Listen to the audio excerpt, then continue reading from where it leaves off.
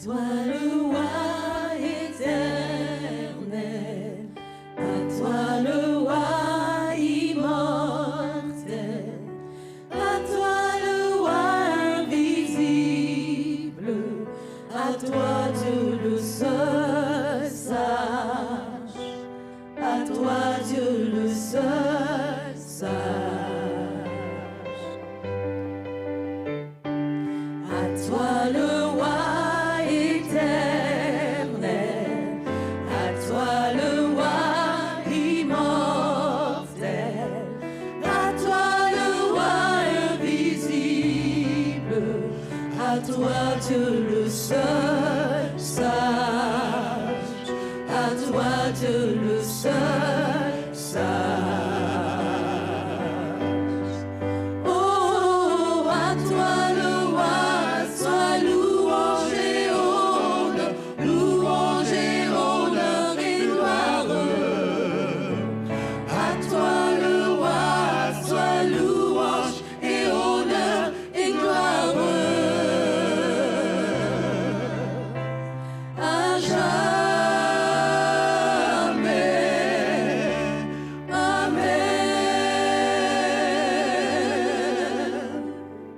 À toi le roi éternel, à toi le roi immortel, à toi le roi invisible, à toi Dieu le seul sage, à toi Dieu le seul sage. À toi le roi éternel, à toi le roi immortel, à toi le roi invisible, à toi Dieu le seul sage, à toi Dieu le seul sage.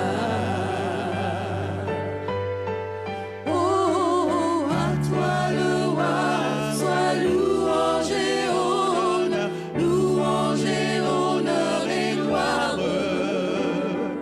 À toi le roi, sois louange et honneur et gloire. À jamais, amen.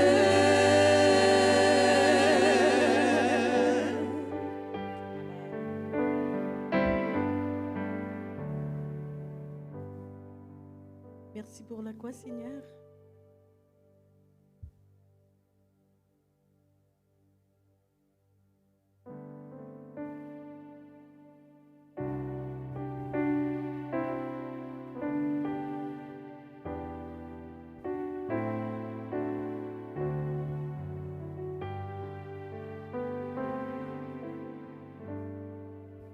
Merci pour la gloire, Seigneur.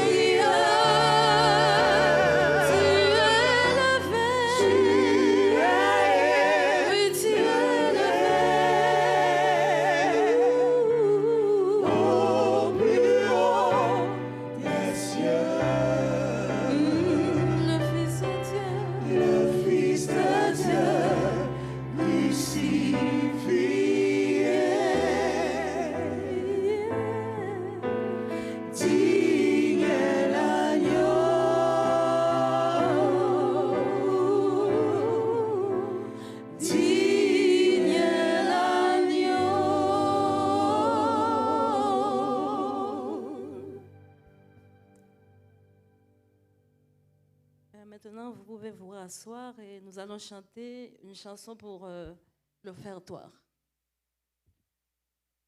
Donc, nous demandons au diacre de se préparer. Merci.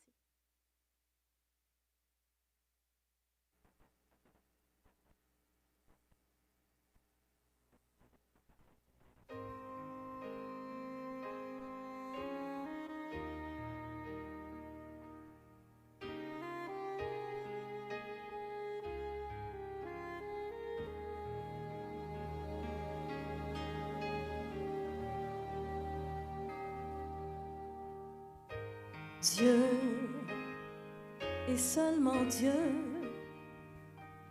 créa ces choses que nous appelons nôtres.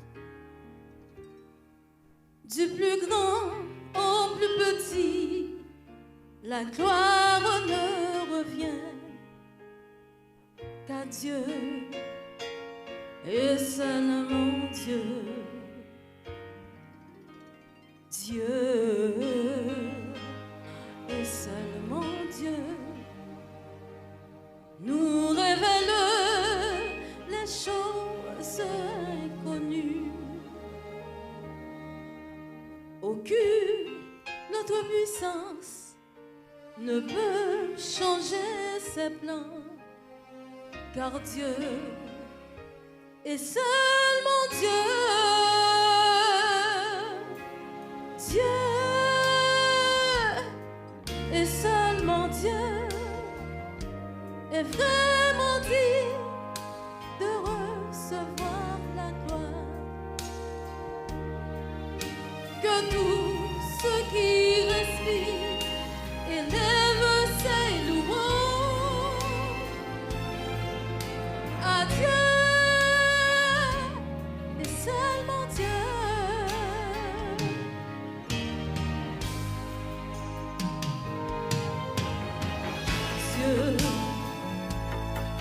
Et seulement Dieu sera la joie de notre éternité. Il sera notre roi, nos vies seront remplies de Dieu et seulement Dieu.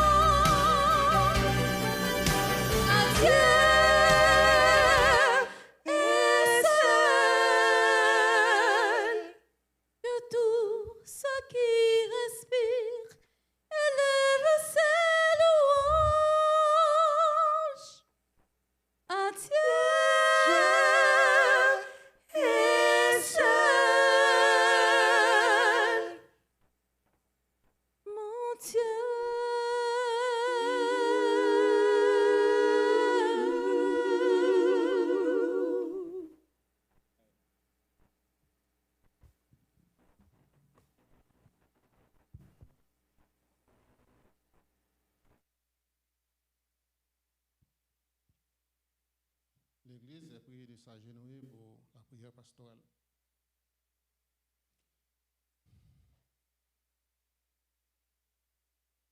Il y a une douce harmonie dans le sanctuaire.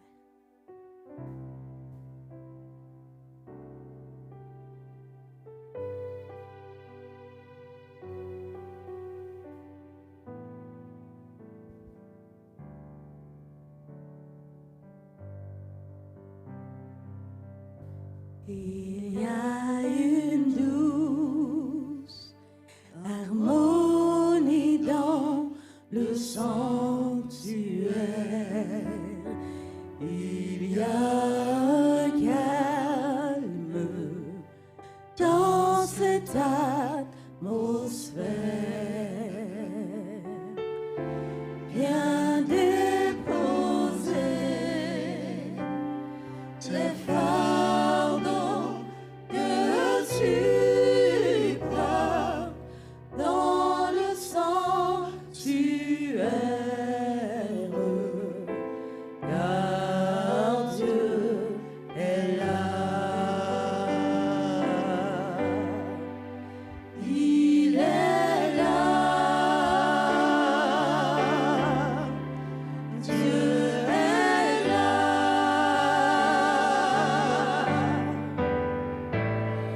pour nous donner l'espoir et nous relever. Il est là. Dieu est là.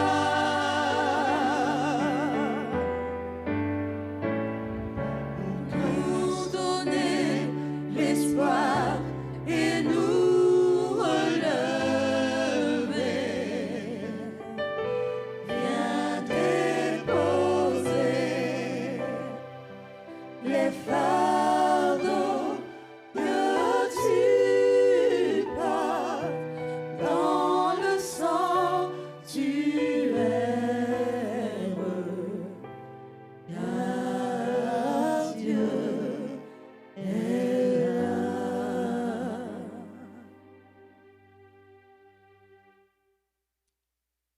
Notre Dieu, notre Père, nous savons que tu es toujours là, en tout temps. Merci pour ta capacité de Père céleste, un Père compatissant, miséricordieux, riche en bonté et en bénédiction, Seigneur. Tes enfants te louent et te bénissent en ce sabbat matin.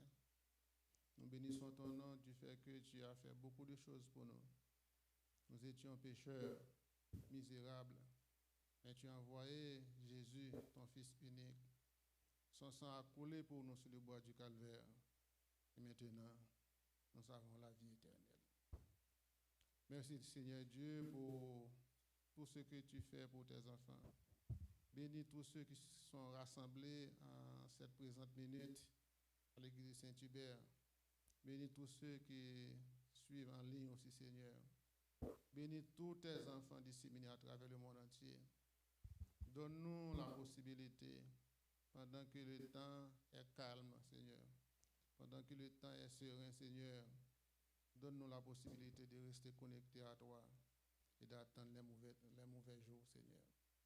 En ce sabbat, nous voudrions te remercier spécialement pour la présence du groupe Sérénité. Ce sont des jeunes, Seigneur, qui chantent ta gloire, qui te louent. Que ton Saint-Esprit puisse se saisir d'eux, Seigneur, et qu'il continue à prêcher ta parole, qu'il continue à chanter, puisque chanter, c'est prier 2 fois, Seigneur.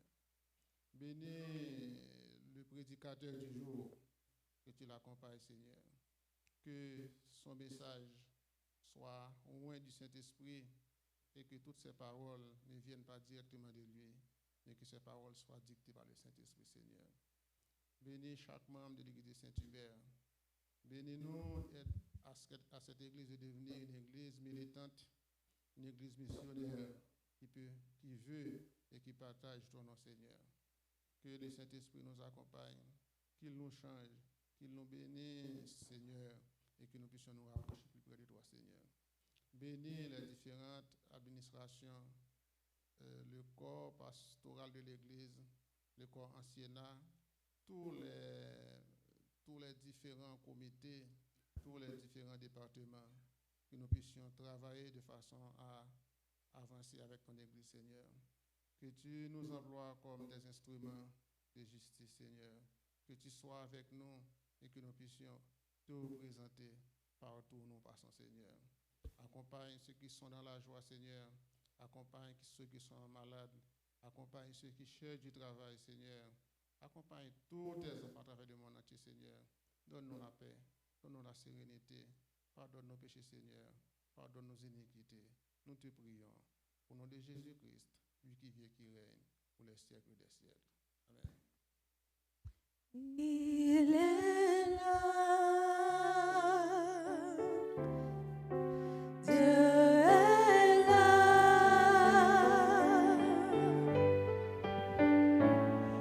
pour nous donner espoir et nous relever. Viens déposer les fardeaux que tu portes dans le sanctuaire, car Dieu est là.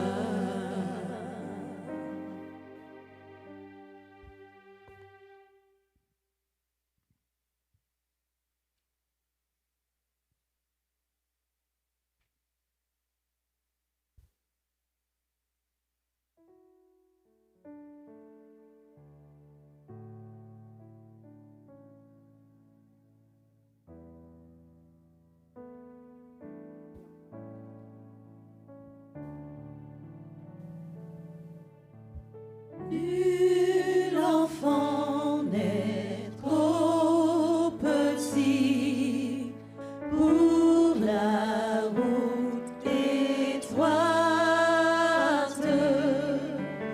Quand le Seigneur l'y conduit, marchant à sa droite.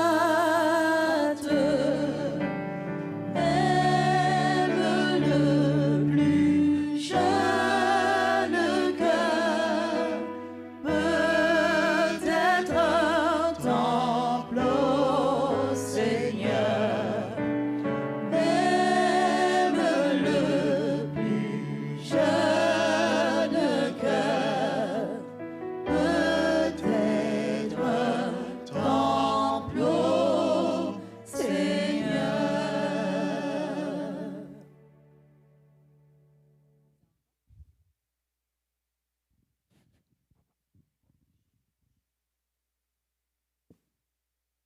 On en a encore d'autres enfants qui arrivent. On va attendre un peu.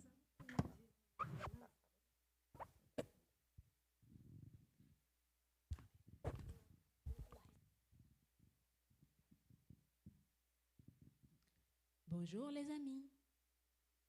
Bonjour les amis. Comment allez-vous? Pour moi aussi, ça va bien. On va attendre que les enfants s'asseyent. Allez, allez vous asseoir.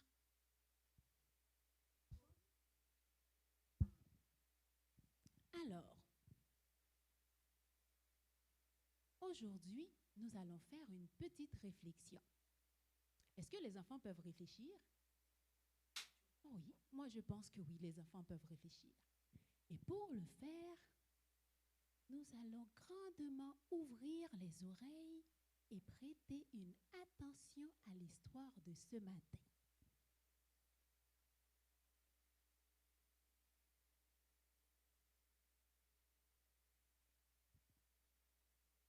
Un jour, dans la Bible, on nous raconte que les gens voulaient amener des enfants voir Jésus. Mais ils voulaient amener les enfants voir Jésus pour que Jésus puisse les bénir et prier pour eux. Vous savez ce qui s'est passé? Les disciples les ont repoussés. Jésus était occupé avec des adultes en train de les entretenir. Et les disciples pensaient que les enfants voulaient déranger Jésus. Et regardez ce qu'ils ont fait. Regardez-moi. Que faites-vous ici, les enfants? Allez-y, ne venez pas déranger Jésus. Il est occupé en train d'entretenir des adultes. Allez, allez jouer ailleurs. Mais est-ce que les enfants pouvaient venir voir Jésus? Pourquoi est-ce que les enfants peuvent aller voir Jésus? Pourquoi est-ce qu'on peut vouloir voir Jésus? Je vais te donner un exemple. Peut-être qu'on veut écouter des histoires de Jésus. Ou peut-être qu'on veut être béni de Jésus ou que Jésus prie pour nous. ou seulement juste être proche de Jésus, lui faire un câlin. Les enfants aussi voulaient écouter les histoires de Jésus. Ah, on peut être proche de Jésus, mais les disciples les avaient repoussés. Mais heureusement, Jésus l'avait remarqué. Et vous savez ce que Jésus a fait? Il a réprimandé les disciples. Il leur a dit, laissez venir à moi les petits-enfants, car le ciel aussi est à eux. Le ciel est aussi aux enfants. Donc Jésus voulait être proche des enfants. Non seulement les enfants voulaient être proches de Jésus, mais Jésus aussi, il veut être proche de vous. Et vous savez pourquoi? Parce que Jésus aime les petits-enfants aussi. Il veut être avec les adultes, mais il aime aussi être proche des petits-enfants. Donc nous aussi, en tant que petits-enfants, on peut aller vers Jésus parce que Jésus est content d'être proche de nous. Et quand on est proche de Jésus, vous savez ce qui arrive? On est transformé. Si on était des enfants méchants, ben on devient des enfants gentils. Notre cœur est changé. On est plus obéissant. On écoute mieux quand on est proche de Jésus. Quand Jésus est proche de nous, il change notre cœur et on reflète l'image de Jésus. Ça me rappelle l'histoire de quelqu'un. Vous vous rappelez de ce monsieur sur l'arbre qui voulait voir Jésus? Zachée voulait lui aussi voir Jésus. Et quand Jésus a rencontré Zachée et est entré dans sa maison, il est entré dans son cœur. Il a changé la vie de Zachée. Il n'était plus la même personne. Zachée était transformé. Il était devenu quelqu'un de gentil. Il était devenu un peu plus respectueux envers les autres. Parce que Zachée, Jésus l'avait changé. Et Jésus qui veut voir les petits-enfants peut changer lui aussi les petits-enfants. Il peut être proche de nous parce qu'il est content d'être proche de nous. Donc nous, en tant qu'enfants, on peut se rapprocher de Jésus et Jésus aussi, il est content de se rapprocher de nous. On peut aller le trouver pour être béni de lui et pour être transformé de lui. Ça me rappelle une petite chanson. Je suis sûre que vous la connaissez. On va la chanter ensemble. On invite l'église aussi, si vous connaissez la chanson, de chanter avec nous. Le musicien aussi peut nous accompagner. Toc, toc, toc, quelqu'un frappe à ma porte. On va suivre. On va suivre la cadence. On écoute. Toc, toc, toc, quelqu'un frappe à ma porte. Toc, toc, toc, quelqu'un voudrait entrer. C'est le mal qui veut prendre une place. Qu'est-ce qu'on lui dit? Non, non, non, mon cœur il est fermé. On écoute. Chut. Toc, toc, toc, quelqu'un frappe à ma porte. Toc, toc, toc, quelqu'un voudrait entrer. C'est Jésus qui veut toute la place. Qu'est-ce qu'on lui dit? Oui, oui, oui, Seigneur, tu peux entrer. Est-ce que quelqu'un veut prier pour nous? Est-ce qu'on a un ami qui veut prier pour nous? Un ami qui veut parler avec Jésus? Viens-t'en, je vais t'aider. Ah, on a deux amis. Venez. On va commencer ici, ensuite on pourra aller ici. On commence avec toi. Merci Jésus, avec nous, Jésus, Jésus, Amen. Ton tour. Merci mon Dieu pour la journée que tu vas donner, Amen. Amen. Amen. Qui, mon histoire est finie. On peut retourner à la place. Toc, toc, toc, quelqu'un frappe à ma porte. Toc, toc, toc, quelqu'un voudrait entrer. C'est Jésus qui veut prendre une place. Oui, oui, oui, Seigneur, tu peux entrer.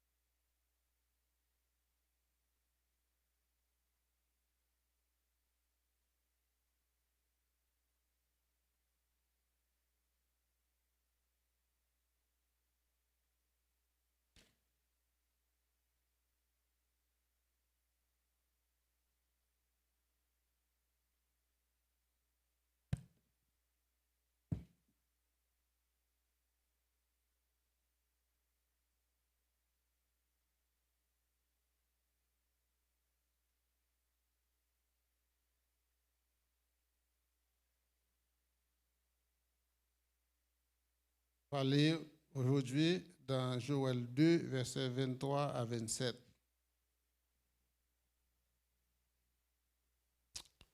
Joël 2, versets 23 à 27. Et vous, enfants de Sion, soyez dans l'allégresse et réjouissez-vous en l'Éternel votre Dieu, car il vous donnera la pluie en son temps. Il vous enverra la pluie de la première et de l'arrière-saison. Comme autrefois, les airs se rempliront de blé et les cuves regorgeront de mou et d'huile.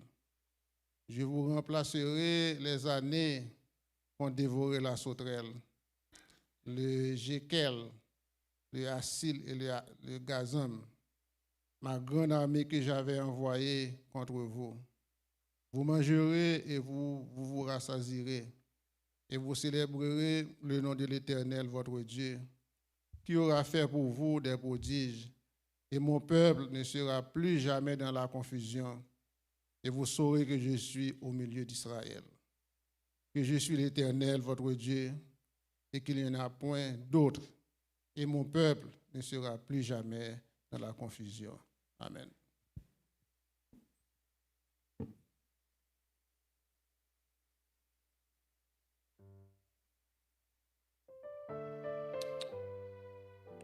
Ce matin, lors de l'école du sabbat, les discussions étaient un peu échaudées. Il y avait plusieurs personnes qui exprimaient la crainte de se trouver dans une situation difficile. Et qu'est-ce qu'elle aurait fait dans cette situation difficile? Voici que dans la Bible, il y avait plusieurs disciples qui marchaient avec Jésus. Alors on peut trouver ça dans Jean 6, verset environ 65-66. Mais ces disciples qui marchaient avec Jésus,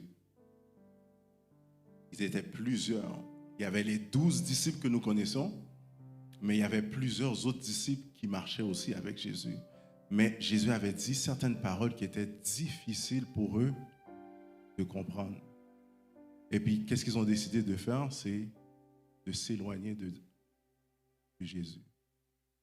Jésus a dit aux 12 qui restaient, et vous? Où est-ce que vous allez? Est-ce que vous n'allez pas quitter comme les autres ont quitté? Mais Pierre a dit, où irions-nous, Seigneur? parce que c'est toi qui as la parole de vie. Mais maintenant, ils se sont trouvés encore dans une autre difficulté. Parce qu'ils se sont trouvés sur une mer. Tout était paisible, tout allait bien. Mais il y a un vent qui a fait en sorte que le bateau bascule de gauche à droite. Et qu'est-ce qu'ils ont fait? C'est qu'ils ont crié à Jésus. Jésus, qu'est-ce qu'il faisait Jésus dans cette situation-là? Qu'est-ce que faisait Jésus dans cette situation-là?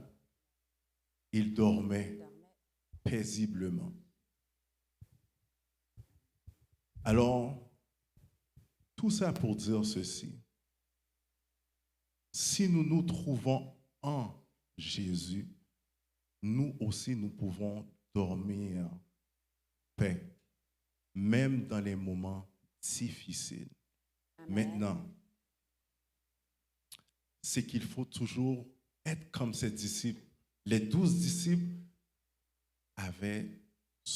Alors, je fais une prédication, ce n'est pas la prédication, là, mais c'est pour annoncer le chant que nous allons chanter présentement.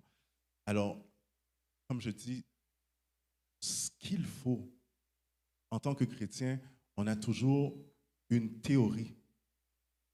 Tout ce qui est théorique, nous connaissons. Ah, il faut obéir au commandement, il faut faire ci, il faut bien manger, il faut aller ici, il faut aller à l'église à telle heure, il faut finir à 12h30.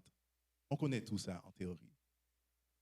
Mais en pratique, lorsque les difficultés arrivent, est-ce que nous allons toujours suivre les théories que nous avons? Alors, le chant, c'est « Maître, entends-tu la tempête? » Amen.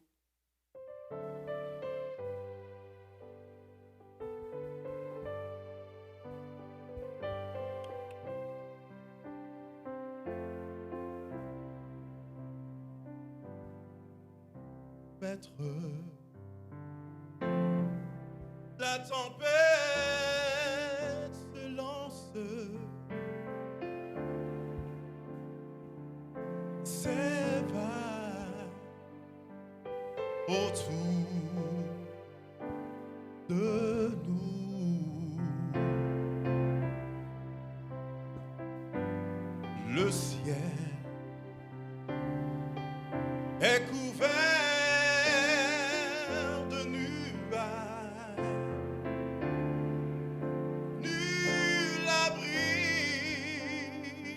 Nul abri autour de nous. N'éprouves-tu pas de crainte?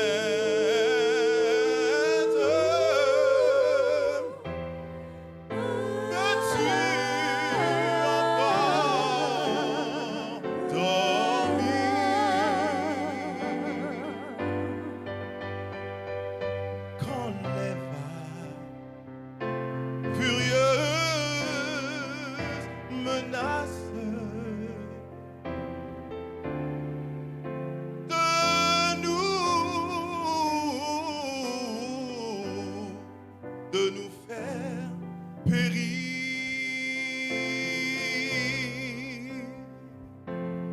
Le vent, la mer obéissent tous. Sois tranquille, sois tranquille, sois tranquille, sois tranquille, que ce soit la fureur de la mer ou bien des noms des hommes méchants, bien engouffrera la barque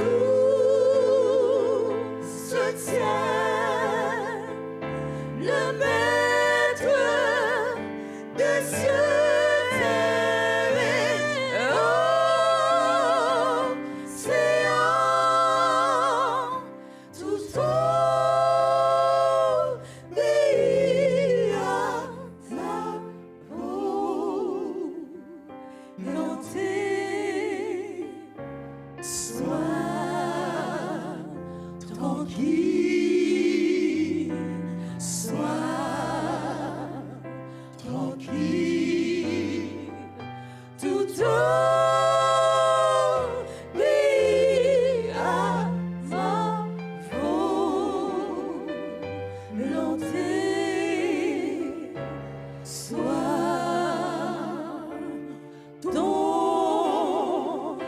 Sois donc tranquille, sois tranquille, sois tranquille, sois donc tranquille, sois tranquille, sois tranquille, sois donc tranquille, sois tranquille, sois tranquille, sois donc tranquille.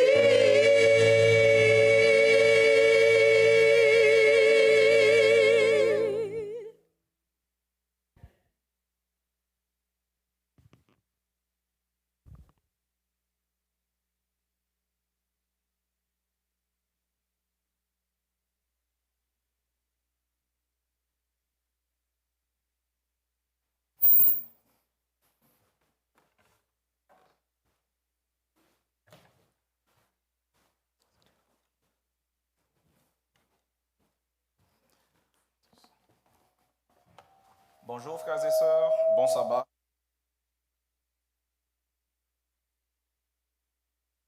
Tout le monde, bonjour.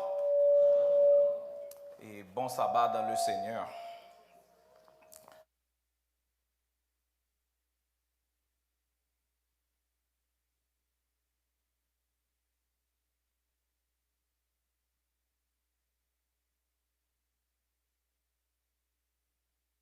Certain qu'il nous parle à travers sa parole et que nous recevrons de lui toujours d'abondantes et de riches bénédictions. Vous le croyez? J'aimerais vous entendre dire Amen. Amen. Il semble que le groupe vous a emmené vers le ciel et vous êtes resté en haut et vous me laissez seul ici. Et descendez. Ayez encore les pieds sur terre et dites Amen. J'aimerais vous entendre. Amen. Ok, ça va mieux. Là, vous êtes sur terre maintenant. Et frères et sœurs, vous avez vu le titre de notre entretien pour ce matin, Espérer encore. J'ose parler d'espoir en ces temps. Pensez-vous que c'est osé? Je vois quelques têtes qui me font comme ça. J'ose parler d'espoir en ces temps. Bien-aimés dans le Seigneur, j'ai une question à deux volets pour introduire le sermon. Et notre bien-aimé frère qui chantait tantôt, il nous a dit qu'il ne voulait pas prêcher, mais il m'a introduit, il a lu dans mon texte peut-être, parce qu'il a mentionné quelque chose que je m'en vais vous dire bientôt. Écoutez-nous, frères et sœurs, je veux vous poser une question pour introduire et pour vous mettre dans l'ambiance. Peut-on, je vais vous parler d'espoir, peut-on ou doit-on encore espérer? Je reprends ma question? Je sais que vous m'avez entendu, je le sais. Peut-on ou doit-on encore espérer en un avenir meilleur à la lumière de la Bible? Je vous entends maintenant. Amen. Amen. Prions. Seigneur, une fois de plus, nous te remercions pour ta présence au milieu de nous. Et nous te supplions de nous donner ton Saint-Esprit afin que ta parole puisse changer nos cœurs, puisse transformer nos vies. Et que, Seigneur, nous puissions espérer encore en Jésus-Christ.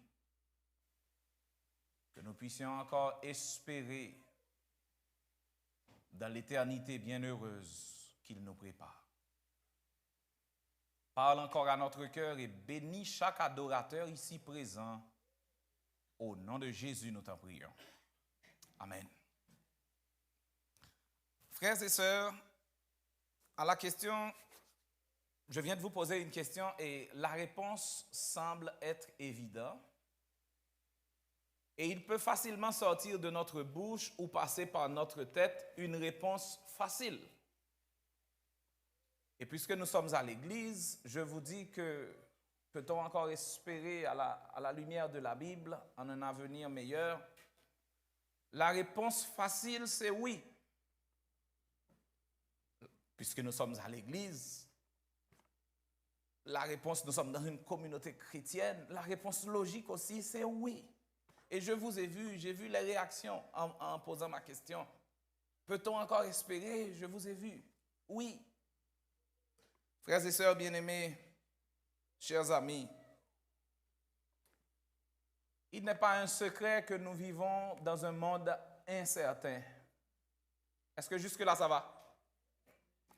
L'avenir est incertain. L'incertitude provoque la peur chez nous.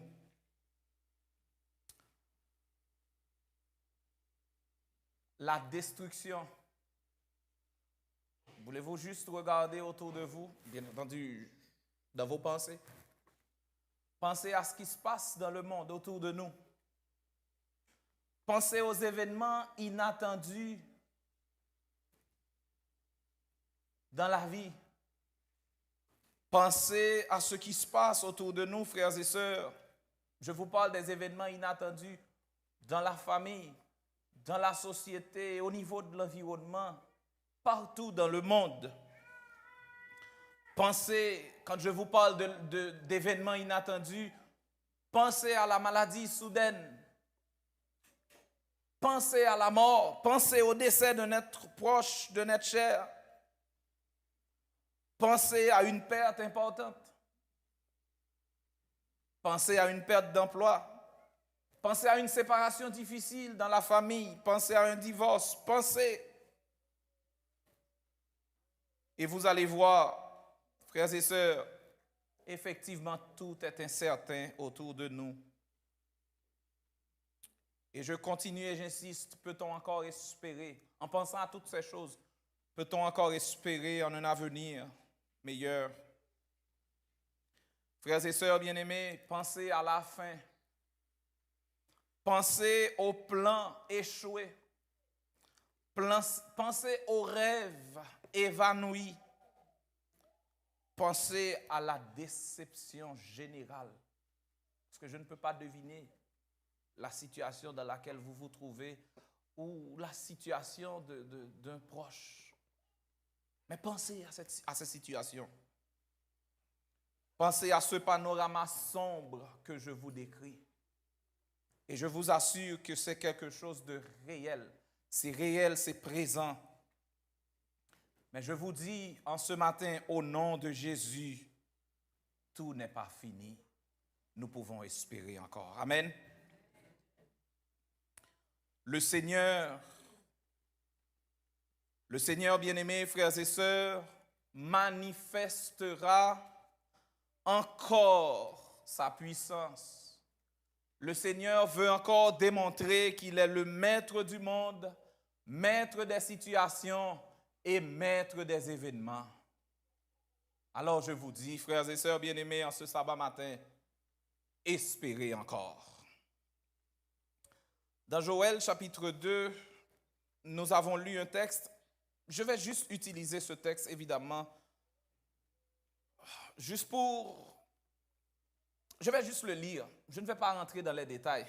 Et justement, laissez-moi vous dire quelque chose. Il y a un mois environ, j'ai utilisé ce même texte. Et j'ai utilisé ces quelques versets ici. Et justement, ce jour-là, il pleuvait. Le texte parle de la pluie. Il est vrai, c'est un autre contexte. Aujourd'hui encore, je me propose de citer le texte et je vois qu'il pleut. Coïncidence? OK.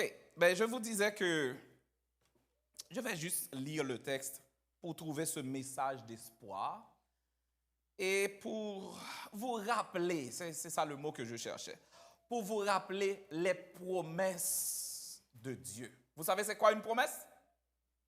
Allô? Parfait.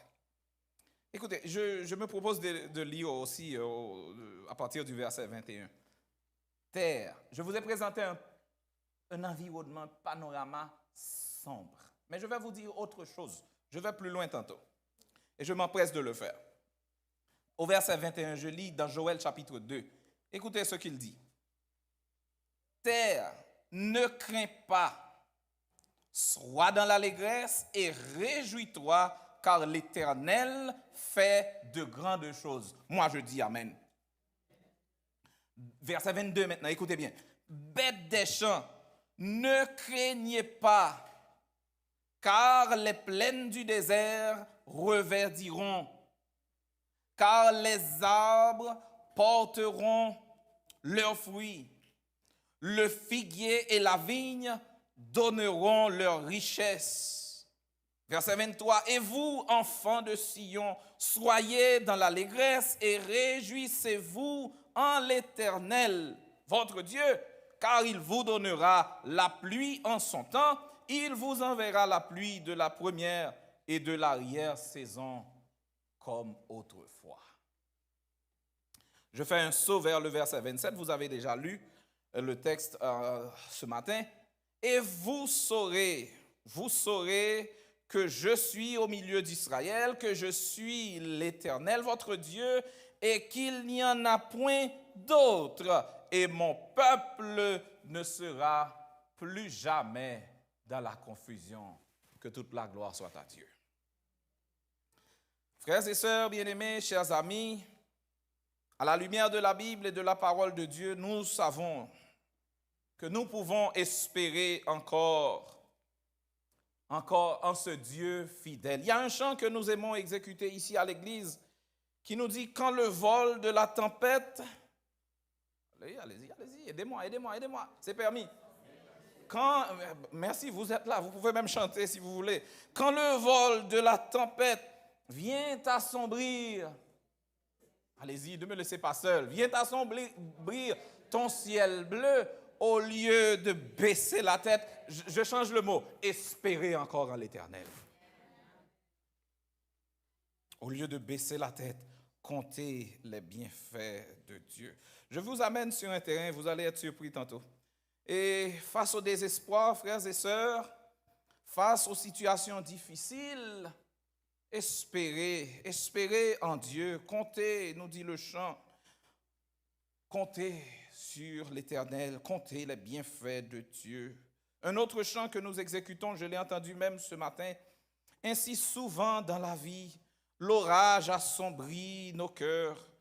Bien que pour nous Jésus prie, Jésus est aussi prêt à calmer nos terreurs. Nous devons espérer, nous devons compter sur sa tendresse parce que son cœur ne change pas. De sa brebis en détresse, il est toujours le berger. Donc, espérez encore, frères et sœurs. Mais je vous ai dit, mon frère, vous avez parlé de théorie et ça m'a touché parce que vous avez lu dans mon texte. Écoutez bien, c'est facile de dire ce que je suis en train de dire. Comptez les bienfaits de Dieu, comptez sur Dieu, espérez encore, c'est facile à dire. Et pourtant, frères et sœurs, face à la réalité de tous les jours, face à l'adversité, généralement, nous perdons espoir. Vrai ou faux? Je vous ai dit au début, la réponse facile à ma question, c'est oui.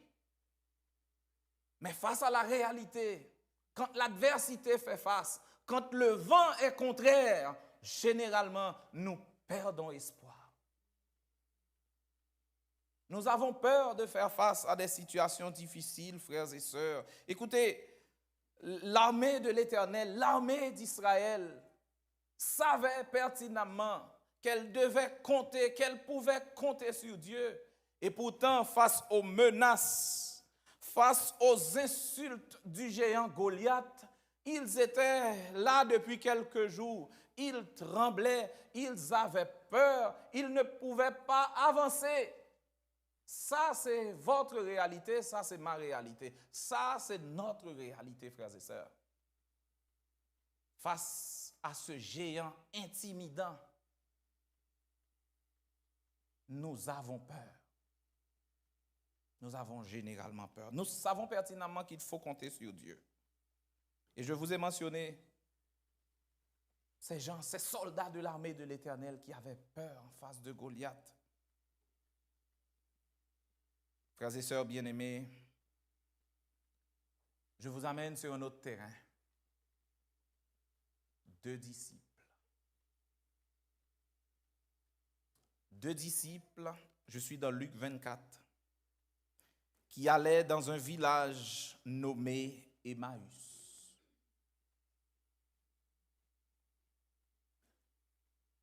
Ce village nommé Emmaüs était éloigné de Jérusalem de 60 stades environ. Et ils s'entretenaient de tout ce qui s'était passé. Pendant qu'ils parlaient, pendant qu'ils discutaient, Jésus s'approcha et fit route avec eux. Je viens de lire pour vous au verset 13, 14 et 15 de Luc chapitre 24. Vous pouvez ouvrir la Bible. On va lire quelques versets justement dans ce chapitre en ce matin. Écoutez, nous venons de lire que ces disciples discutaient en chemin de ce qui s'était passé. Je sais que vous le savez, mais je ne peux m'empêcher de vous poser la question. Qu'est-ce qui s'était passé? Ça va me permettre de voir que... Ça va vous réveiller un petit peu. Allez-y. Qu'est-ce qui s'était passé? Oh. Jésus venait d'être crucifié. Écoutez, je vous parle d'espoir. Ses disciples avaient perdu espoir. Oh, pasteur, des disciples qui perdent espoir? Oui. Ils discutaient et comme je vous ai dit, je vais vous amener sur un terrain pour vous porter à réfléchir. Ils s'entretenaient de tout ce qui s'était passé. De la déception, de la honte, du désespoir, de tout ce que vous pouvez imaginer.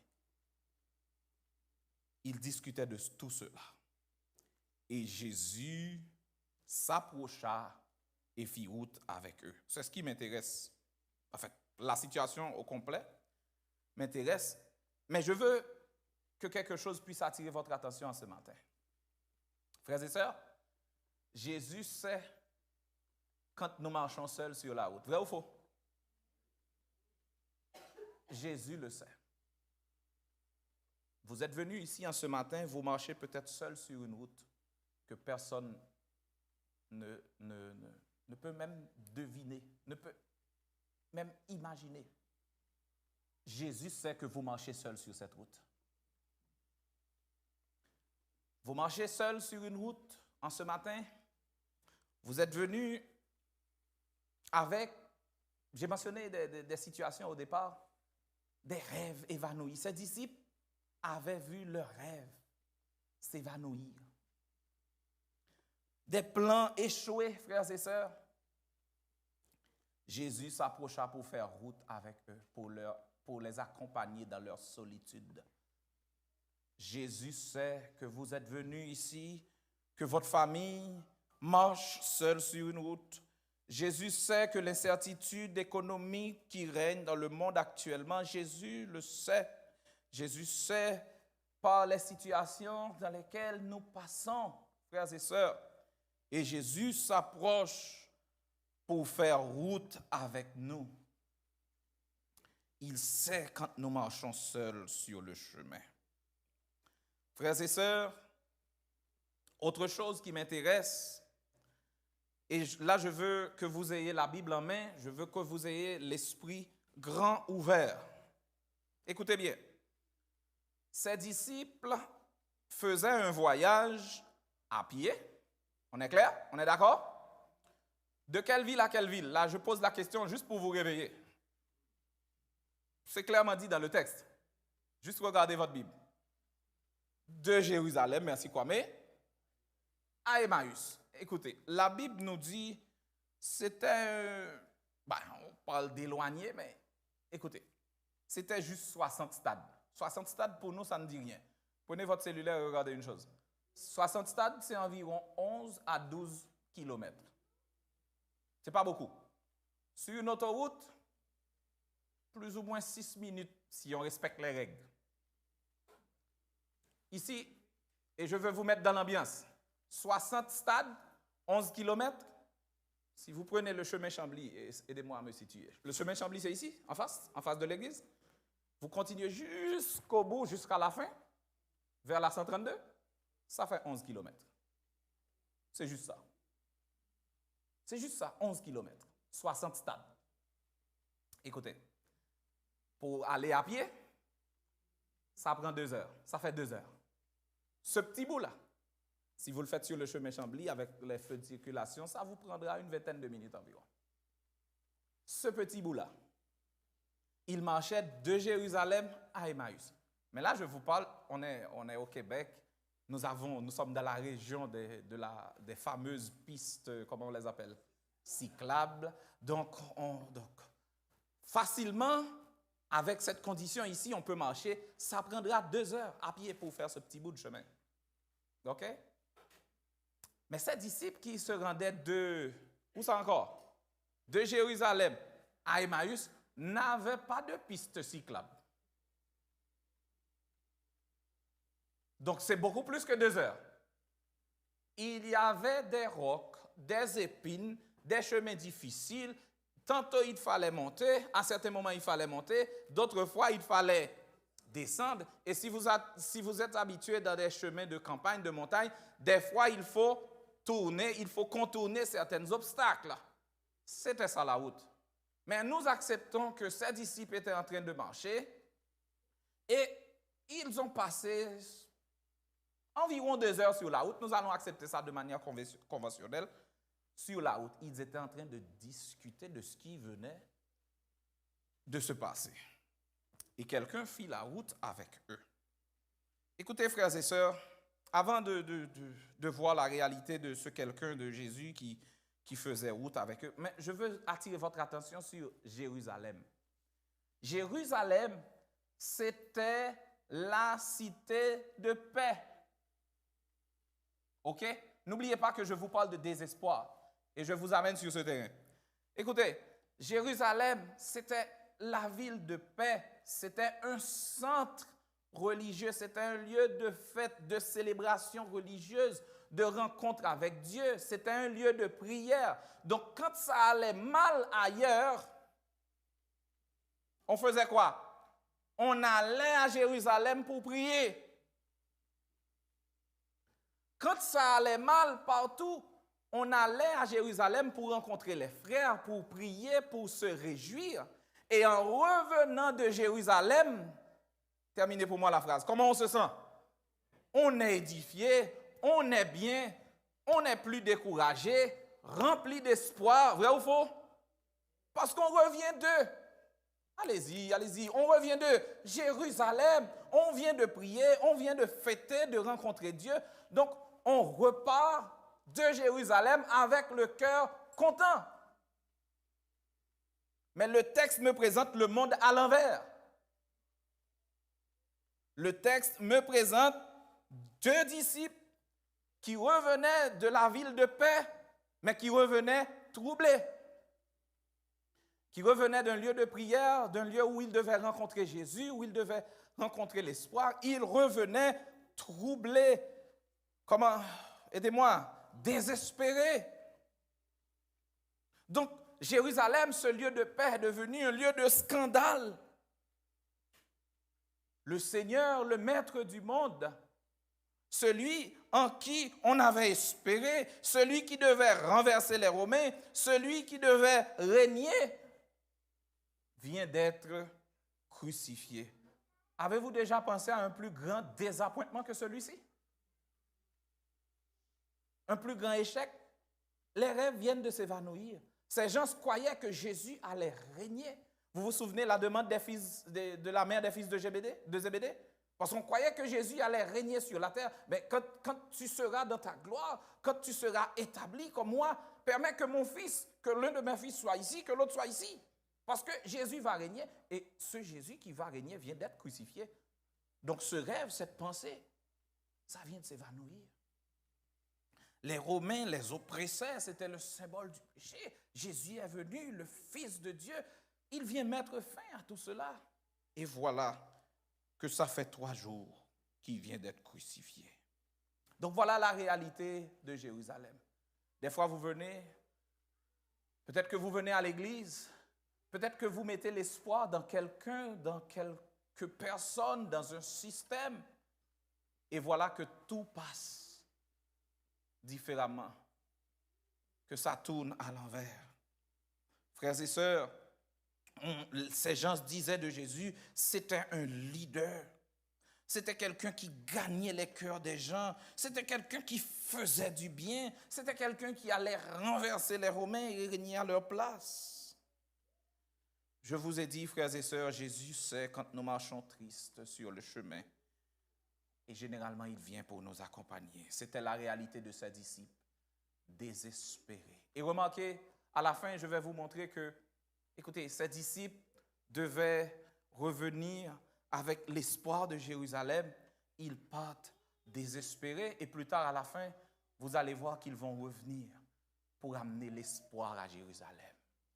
Mais après avoir rencontré Jésus. Je reviendrai là-dessus. Écoutez, frères et sœurs. Jésus, quand il veut intervenir, prêtez bien attention à ce que je dis. Je vois quelqu'un qui me fait comme ça, qui est peut-être d'accord ou qui dort déjà, mais écoutez, quand Jésus veut donner, il demande. Est-ce que c'est vrai ça? Vous pensez à la femme samaritaine? Vous pensez à la femme samaritaine? Jésus voulait donner de l'eau à cette femme, mais Jésus a fait quoi? OK. Jésus dit à ses disciples qui marchaient désespérés sur ce chemin, de quoi parlez-vous? Pourquoi êtes-vous si triste? Mais Jésus savait qu'il manquait un morceau du casse-tête. Jésus savait qu'il manquait un morceau. Jésus savait pertinemment que ces gens comprenaient mal l'histoire. Jésus va leur raconter l'histoire. Et voilà, si vous regardez verset 18, gardez bien la Bible ouverte et regardez au verset 18, par exemple, on nous dit que depuis au verset 16, ils avaient de la difficulté pour identifier cet homme qui marchait avec lui. Mais Jésus, au verset 17, maintenant, leur pose la question, de quoi entretenez-vous en marchant? De quoi? Pourquoi êtes-vous si triste? L'un d'eux, nommé Cléophas, verset 18 maintenant, on répond à la question. L'un d'eux, nommé Cléophas, lui répondit, es-tu le seul qui, séjournant à Jérusalem, ne sache pas ce qui est arrivé ces jours-ci? Quoi? Leur dit Jésus. Ils répondirent. Là, Jésus pose la question, Jésus demande l'information, ils vont raconter l'histoire de la mauvaise manière et Jésus va leur raconter l'histoire. Écoutez, vous savez, je n'ai pas l'intention de vous raconter moi-même l'histoire, je veux qu'on tire l'essentiel pour notre âme en ce matin. Ils répondirent, ce qui est arrivé au sujet de Jésus de Nazareth, qui était qui? Mais oui, allez-y, qui était qui? Un prophète puissant en œuvre, en parole devant Dieu et devant le peuple, et comment les principaux sacrificateurs, nos magistrats, l'ont livré pour le faire condamner. Ils l'ont même crucifié. Et voilà le détail au verset 21. Nous espérions que ce serait lui qui délivrait Israël. Mais avec tout cela, voici le 3e jour que ces choses sont passées. Il est vrai, ça c'est, selon eux, c'est la rumeur. Il est vrai, verset 22, il est vrai que quelques femmes d'entre nous ont fort étonnés, s'étant rendues de grand matin au sépulcre, n'ayant pas vu son corps. Elles sont venues dire que les anges leur sont apparus, tout ça. Mais c'est une façon de dire à Jésus, mais malgré tout, on a encore des doutes. On a encore des doutes. Il est vrai que des femmes nous ont annoncé la nouvelle. quelques-uns, verset 24 maintenant, quelques-uns de ceux qui étaient avec nous sont allés au sépulcre. Ils ont trouvé les choses comme les femmes l'avaient dit, mais lui, ils ne l'ont point vu. Alors, là, Jésus va donner la bonne version de l'histoire. C'est ça? Jésus leur dit, ô hommes sans intelligence, et dont le cœur est lent à croire à tout ce qu'ont dit les prophètes, etc. Alors, vous allez voir au verset 27, Jésus va raconter l'histoire de la bonne manière. On nous dit au verset 27, et commençant par Moïse et par tous les prophètes, il expliqua toutes les Écritures. Et là, je m'en vais sur un autre terrain. Donc, je vous ai dit que Jésus raconte, ça c'est la bonne manière de raconter l'histoire. Jésus raconte l'histoire, contrairement aux disciples qui la racontaient, si je peux m'exprimer ainsi, de la mauvaise manière ou d'une autre manière. Maintenant, après avoir entendu, c'est là, je veux vous amener sur ce terrain maintenant. Après avoir entendu, je vous ai dit que la route, je veux faire un résumé. La route, c'était de Jérusalem à Emmaüs, c'était encore 60 stades, 11 kilomètres, combien de temps environ? Environ 2 heures. Donc, on est au Québec, je vais utiliser une expression, ils ont jasé pendant combien de temps? Pendant 2 heures environ sur la route. Donc, ils ont discuté, ils ont causé, ils ont entendu la voix de Jésus pendant combien de temps? Pendant 2 heures. OK?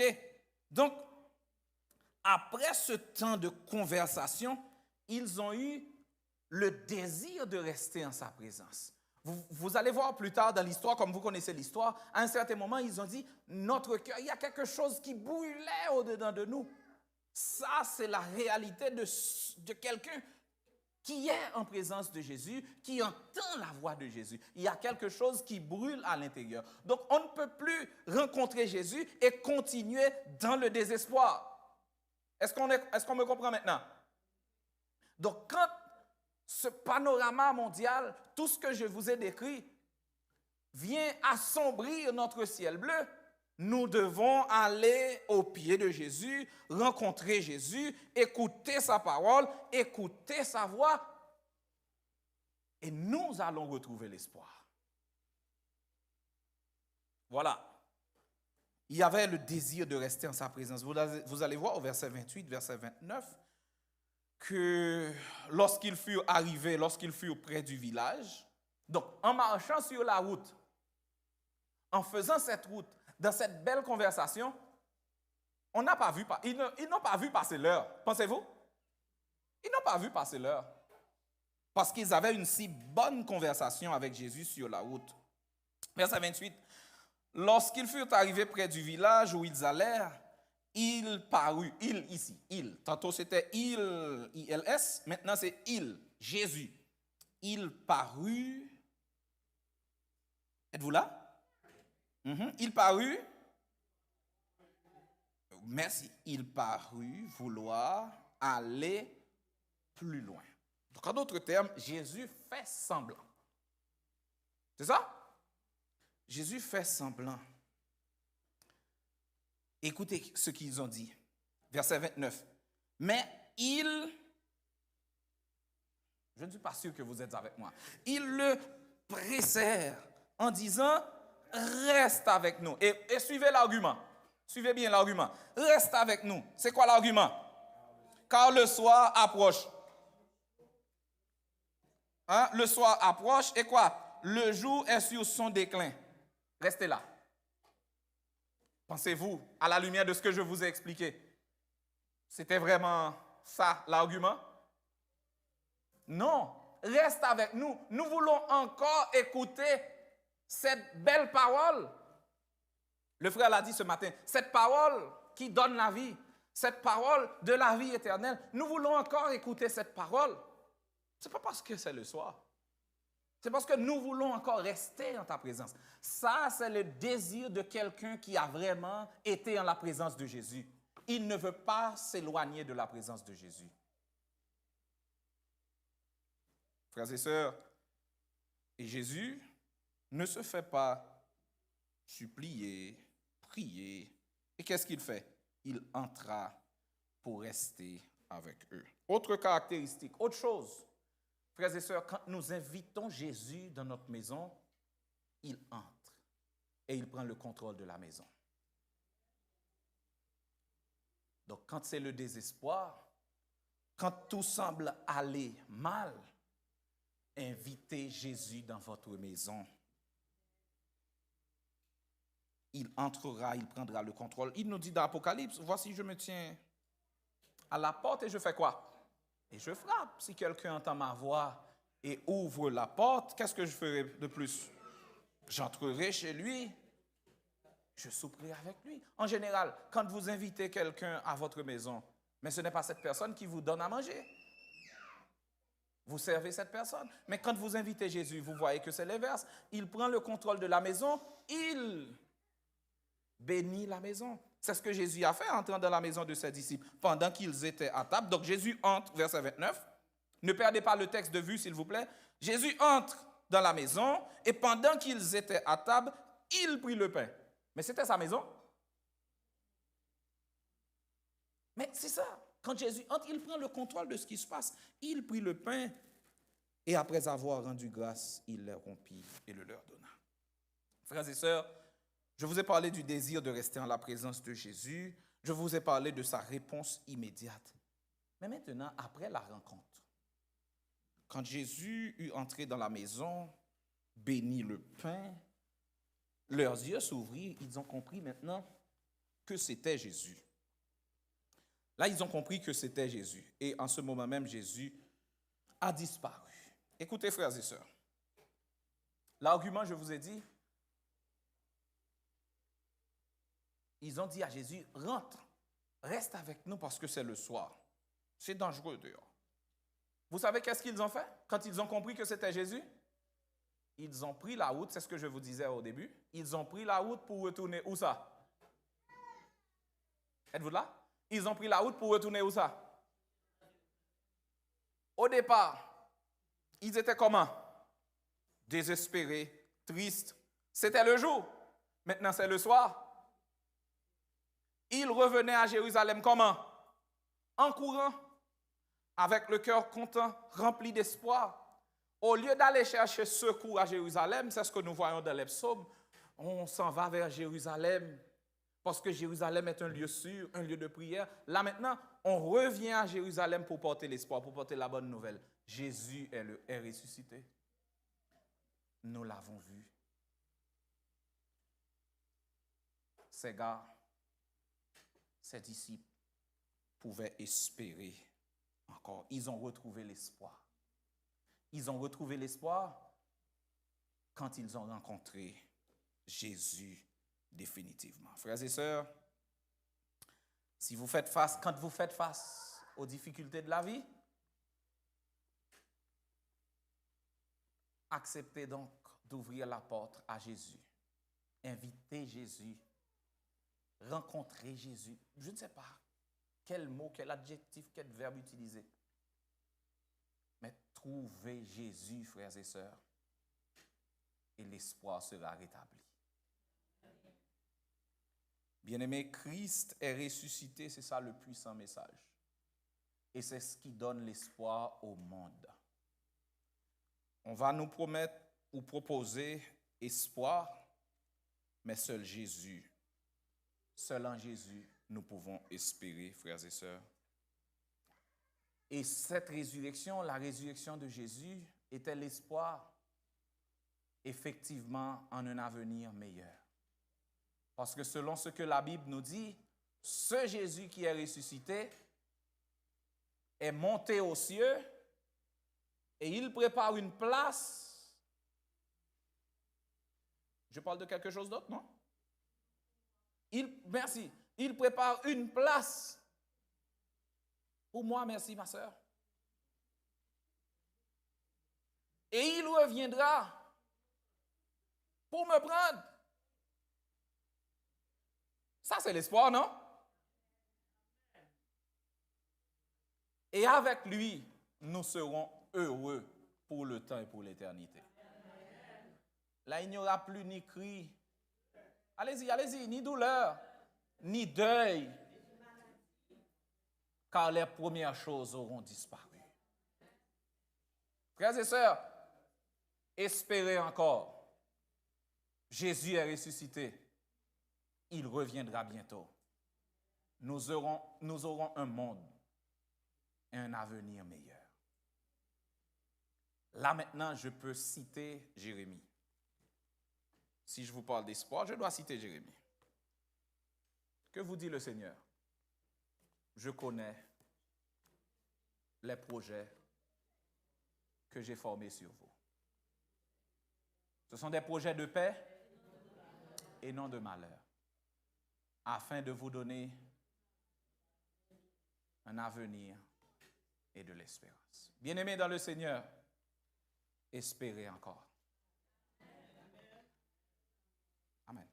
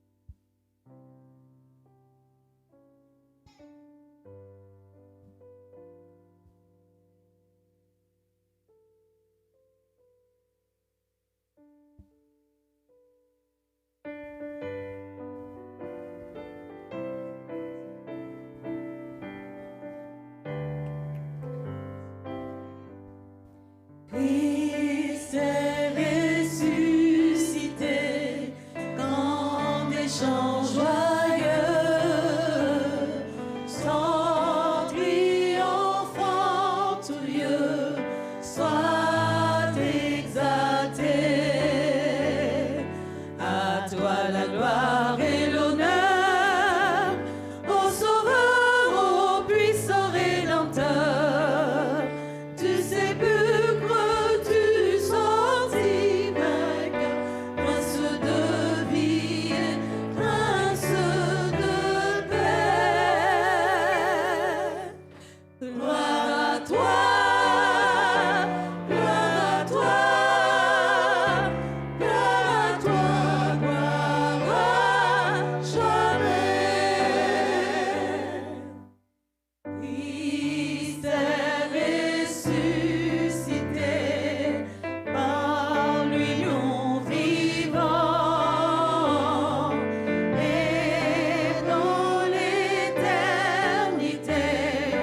nous règnerons. À toi la gloire et l'honneur, ô Sauveur, ô puissant Rédempteur, du sépulcre tu sortis vainqueur, prince de vie et prince de paix. Gloire à toi, gloire à toi, gloire à toi, gloire à jamais.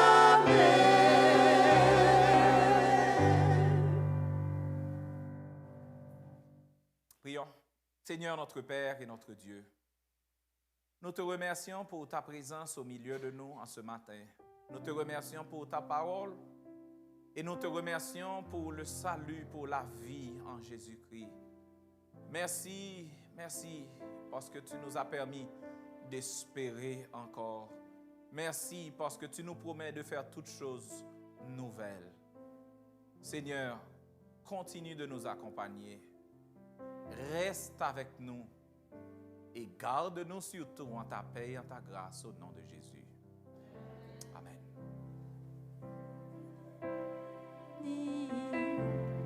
Et te garde.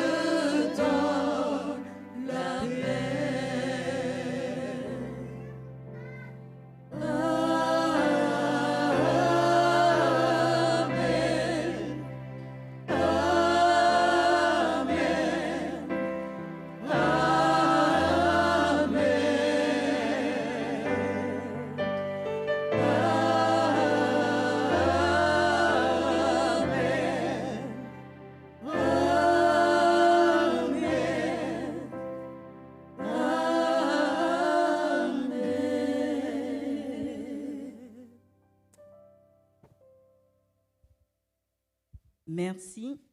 Nous avons un petit présent à vous faire pour vous remercier d'avoir mené les louanges ce matin. Alors j'invite les jeunes à venir. Ils ont un petit présent à vous faire.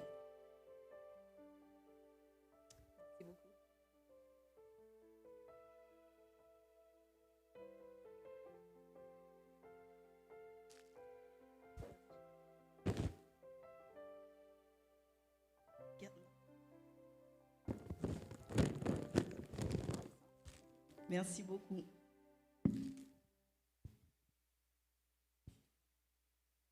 J'ai une dernière annonce avant votre départ. Il y a beaucoup de stocks que le sac a reçu. Si vous voulez avoir du lait, du yogourt, vous pouvez passer en bas parce qu'il y a beaucoup de stocks, il faut tout emporter. Mais concernant le groupe et les gens qui ont accompagné le groupe, ma femme a préparé une bonne collation pour vous. Vous pouvez descendre en bas pour participer à la collation. Mais je demanderai peut-être à un ou deux diacres de pouvoir aider Mona parce qu'il y a toutes les choses qu'elle a préparées. Je ne pense pas qu'elle va pouvoir organiser la chose elle seule. Comme peut-être un ou deux diacres peut accompagner Mona pour pouvoir mettre les tables et les chaises comme ça pour accueillir les chantres. Merci et bon sabbat. Merci beaucoup.